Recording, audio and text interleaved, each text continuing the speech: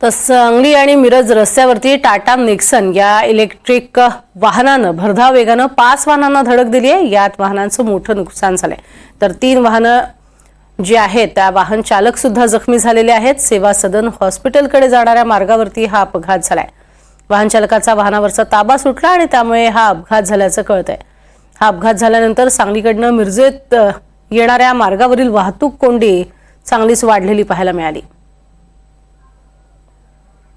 तर 3 गाड्यांना अक्षरशः जोरदार अशी ही धडक देण्यात आली होती। इलेक्ट्रिक वाहन आहे आणि या इलेक्ट्रिक वाहनानं तब्बल 3 गाड्यांना जोरदार धडक दिली।